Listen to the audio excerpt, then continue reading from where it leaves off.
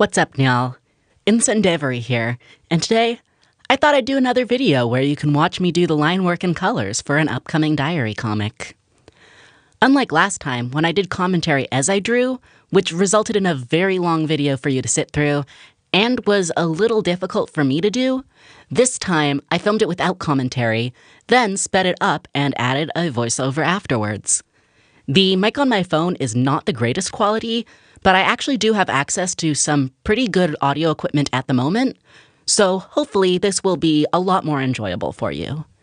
If you have opinions one way or another, please do leave me a comment and let me know what you think, because I'd really love to know. I do these videos for you, and I want them to be the best that they can be. Here I've already done the sketch in my lavender Col-Erase pencil, and now I'm doing the line work in purple gel pen. I was having a little trouble with it. Sometimes the gel pens just don't have a very good ink flow for whatever reason. I'm not really sure what factors cause that. I probably should have just switched to a different one since I do keep a couple in my pencil case at all times, but I didn't really want to interrupt my flow while I decided which one was working best. But you might notice that the lines are a bit scratchier or more uneven than I would typically like them to be. It's especially noticeable on the words and on the top of the Corvid's head in the third panel there. This comic wasn't based on any one interaction in particular. It's something that my partner and I run into pretty often. I don't know why, since we don't actually look that similar. Lately, people have cited the fact that we both have blonde hair, but I don't quite buy it, given that, one, it's pretty obvious that both of us bleach our hair because we're not the most diligent at touching up our roots. And then, two, we were getting these comments even back when I had pink hair and they had blue hair. So, I don't know. Maybe it's just straight people being straight. And then here I'm touching up the words a bit since I was worried that they weren't quite clear enough. Since the words are the most important bit, I want to make sure that they are completely legible. If the lines or the coloring on the art is kind of wonky, whatever, it adds to the charm. But if people can't read the comic, then it loses most of its impact. So often I end up going over the words a second time just in case. Since I sketched this with my purple pencil, there's no need for me to erase the sketch underneath. So once I'm satisfied with the line work, I get out my markers to do the coloring. I almost always start off by getting out the shade of purple that I want to use for the Corvid and coloring in all the Corvids on the page. I start by going around the edges with the bullet tip so that I can get into the small curves and corners without going over the lines. Then I switch to the chisel tip to fill in the big areas of color in the middle of the character. You can probably tell that by the last two panels, my lilac marker was really starting to run dry. I filled in the rest of the area as best as I could, along with some help from another also mostly dried out lilac marker that I dug out of my bag of too dried out to keep in my marker box, but not dried out enough to throw away markers. If you do have a marker that's running low on ink and becoming streaky, I recommend keeping it around until it's completely dry.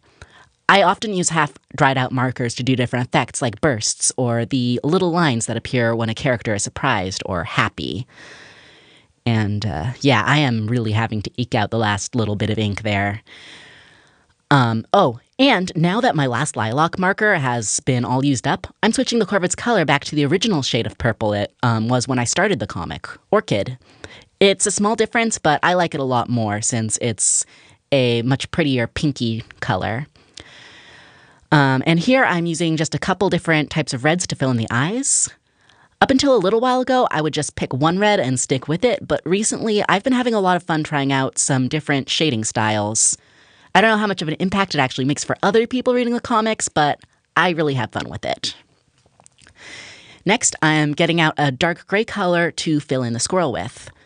For coloring in the squirrel, I do only use the bullet tip. The chisel tip puts down way more ink on the paper, and the dark gray tends to bleed more than any of the other colors, so I like to make sure that it's nice and controlled. Since I'm using a smaller tip and going relatively quickly, the color does come out a bit streaky, but I found that by the time I scan it, it's not really that noticeable. Also, Fun fact, the squirrel's eye color is always supposed to be the same purple as the corvid. Cute, right? It was my partner's idea. The squirrel themselves is supposed to be a black squirrel, which is their favorite type. But I don't like using pure black in my work because it looks a little harsh a lot of the time. So I use the dark gray instead. At this point, I still haven't decided what color I want to use for the bird in the second panel, since she's really just a throwaway character design. I wanted to color the backgrounds in first, then pick a color that I hadn't used anywhere else in the comic for the bird. So the first background color that I decide on is a light pink for the first panel. I like color coding the panels based on the emotions being portrayed by the characters, and pink is always my go-to for lovey-dovey affectionate panels like this one. Even though my corvid is known for being really gloomy, panels like this are honestly my favorite thing to draw. It just makes me really happy. The next background I decide on is a light gray for the third panel. I did briefly consider leaving it white, which I occasionally use to portray that blank sort of disbelief. But I thought that with the characters grouped in the lower left half of the frame, leaving the background white would make the panel's composition unbalanced. So, gray. For the second panel, I went with a bright yellow color to match the bird's sunny disposition. She is cheerful and confident. She does not really realize that she's actually being super rude, which is usually par for the course with these types of interactions.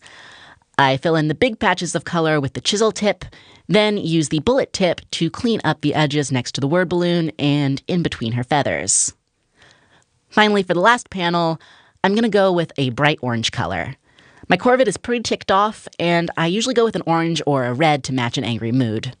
I don't have an exact science for choosing a particular shade. I've just really been feeling my bright orange lately, and I like the contrast against the purple feathers. Now that all 4 backgrounds have been filled in, I can see that I didn't use blue anywhere in the comic, so that's what I'm going to be going for the blue. That's what I'm going to be using for the bird in the second panel. I'm going to go with a light desaturated blue since the background yellow is already pretty intense, and I don't want the colors to clash too much. For the eye, I did start coloring it in with a blue that's only a couple shades off from the body color, but then I changed my mind and filled it in with a deeper, more saturated blue color instead. And then finally, I'm using an eraser to clean up a couple of stray lines in the word balloons. And with that, I'm done. I hope you enjoyed this video, and please be sure to leave a comment with any suggestions you have on videos that you want to see from me in the future.